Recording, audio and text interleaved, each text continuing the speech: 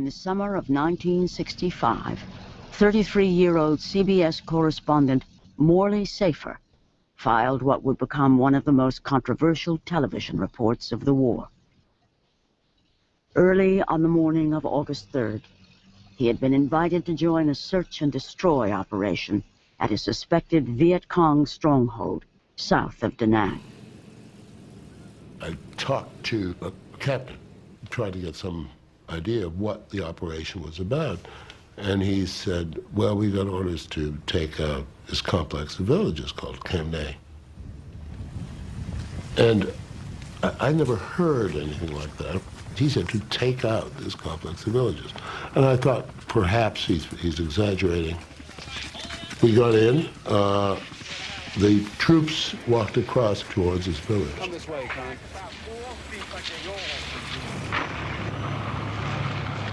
And started torching every house that I could see as far as I could see. This is what the war in Vietnam is all about. The old and the very young. The Marines have burned this old couple's cottage because fire was coming from here. The trooper with the flamethrower was ordered to zap a particular house, and Vietnamese cameraman put his camera down and said, don't do it, don't do it, don't do it. We could hear people crying. Every Vietnamese house has a shelter of some kind. And down there was a family, probably 6 people, including a practically newborn baby. They were frightened stiff. They didn't want to come out, and he coaxed them out. And then the house was torched.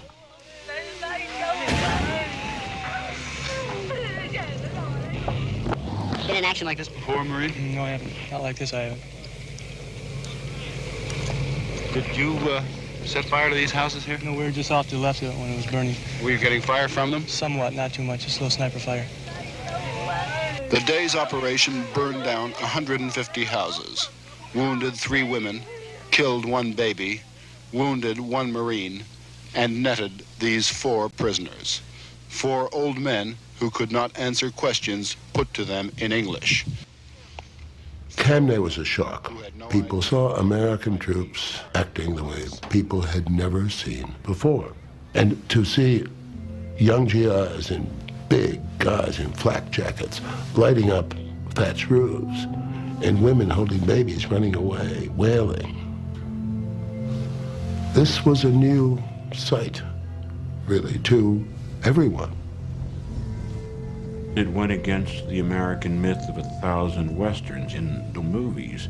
It is the Indians who are torturing women and children and the cavalry that rides up at the last minute to free them. And here was this jarring thing of our troops, instead of giving out chewing gum to kids, turning the firepower really on a village. It raised, in a very elemental way, the question of whether we were on the right side. What could be happening if our boys are doing this? I think what makes the story in a certain way most significant was that it was happening on television, uncensored, either in picture or commentary.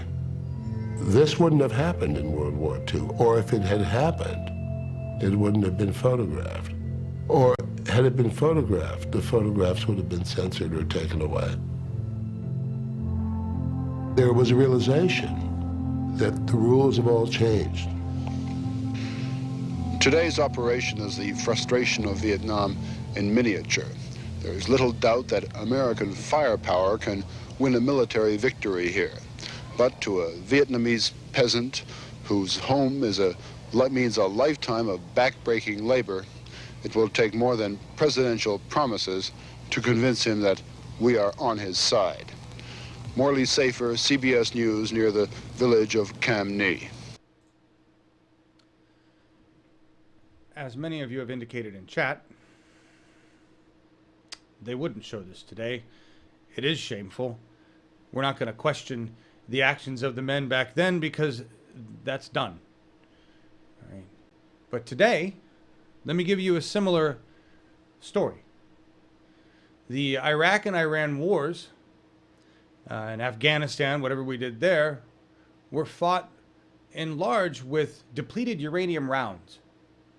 And I remember learning about depleted uranium rounds from CNN, from the War Room or something, when they were talking about how badass they were and showing me how they could shoot through walls from miles away, blow up buildings with just one bullet. What they didn't tell you was that depleted uranium rounds have fucking uranium in them. That's why they're called depleted uranium rounds. Uranium, radiation. And now, throughout Iran, throughout all the areas where our depleted uranium rounds were just left scattered, they're making babies that are mutated, genetically fucked. That story, I know I saw that story on Al Jazeera before it went down, Al Jazeera America. Maybe it was another Al Jazeera derivative, but I don't think I've ever heard that story run alongside the puppies and good love story at the local news, or when Wolf Blitzer wants to tell you about how great Hillary's devastating Bernie Sanders. He doesn't talk at all about depleted uranium rounds and the cost of real war in his Situation Room, does he? I think if Americans knew what we had done to the children of Iran and Iraq, just with the rounds alone, we might have been a little more active about saying, get the fuck out of there. We don't have real journalists today on primetime news channels. We have bullhorns for whatever it is the establishment wants to put out. And their knowledge doesn't go any farther than the teleprompter. Morley Safer was a real journalist, and we will be sad to see him gone from 60 Minutes. I'm glad he's retiring, though. I imagine he's a bit disgusted with everything as it sits today. Just to let you all know, we're still waiting for a feed. Aniko said she thought there was somebody up, but not. Doesn't matter. Let's talk about. I'm sorry. What, Aniko? 30. Okay, so we do have 30 minutes, so it's going to start. Sorry. Oh, you can't even hear. Sorry, guys. I don't have the audio. Let me click it on here. All right. So Aniko's saying it's going to be right at the end of the newsroom. Like 30 minutes? Yeah, 10:30 start time, it says on their thing. All right, let's I'm willing to roll it. You guys want to hang with us? We'll roll it. Works for me. Scott, I want to switch over to this Andrea Mitchell story. Everybody's talking about the fact that Bernie commented about not moaning about Hillary's issues, and I can run that. This is an 11-minute, 54-second clip. I'm not sure I want to run the whole thing right now. What I want to talk about, actually, is what he called Donald Trump, because I think he finally came up with the term that you've been looking for. You've been telling us, right? Every time I've said, Donald Trump is, or every time they say Donald Trump is anti-establishment, and I say, yeah, they're calling Trump anti-establishment, you're like, no, he's not, he's fucking part of the establishment, right? So what's the term, though, was needed. Bernie Sanders called him the American establishment, right? He is the billionaire class. He is the other, you've got the government and you've got the buyers. Trump is one of the buyers of the government, and now he wants to be the government. So he gets to be both parts. That's, what is that accurate? Yeah, I think the only reason the establishment isn't excited about Trump is that they can't buy him. He's one of them. So, but don't you think getting too much power? Let's see. Oh, okay. You think they'll consider that too much power? Okay. Yeah. Okay.